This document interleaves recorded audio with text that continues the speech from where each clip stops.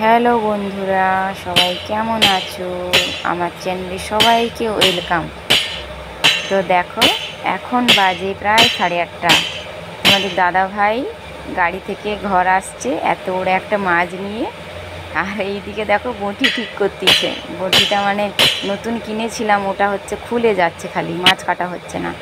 এই মাছটা প্রায় 3 কিলো মতো, 3.5 কিলো মতো হবে মাছটা। আমাকে বললো যে তুমি আমাকে লেজের দিকটা কেটে দাও, কেটে ভাজা করে আমাকে দাও, ভাত খাবো।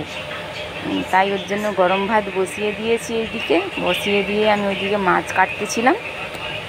তো আর আর আধখান মাছ মানে লেজের দিকটাই শুধু কেটেছি, আর পুরো মাছটা আমি ফ্রিজে ঢুকিয়ে রেখে দিয়েছি। ওটা পরে খাওয়া হবে। এখনকার মতন নিয়ে নিয়েছি মাছটা। তো তোমাদের দাদা ভাই তো আমাকে ফোন করে জানিয়ে দিয়েছিল, না হলে তো আমি রান্না করতামই নি। কারণ দুপুরবেলার যা কিছু ছিল ওটাই আমি খেয়ে নিতাম। একা থাকি তো, আর ভালো লাগে না রান্না করতে আমাকে।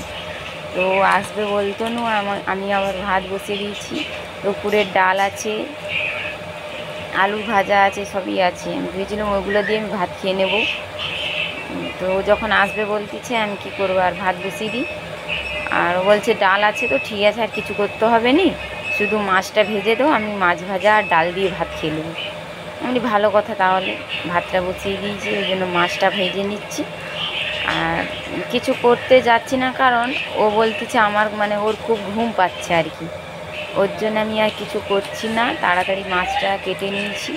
নিজের দিকটায় 6-7টা পিস করেছি, 6টার মতো পিস হয়েছে।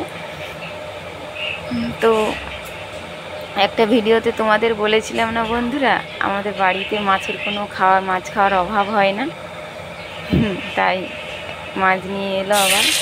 তো মাছ ভাজছি, সবাই চলে এসো, খেয়ে যাও আমাদের বাড়ি থেকে মাছ, গরম গরম মাছের ভাজা। ভালোবেসে ডাকতেছি সবাইকে, চলে আসবে আমাদের বাড়িতে। তো বন্ধুরা, আমি আর ভিডিওটা বেশি বড় করতে চাইছি না। সবাই ভালো থেকো, গুড নাইট, টাটা, বাই।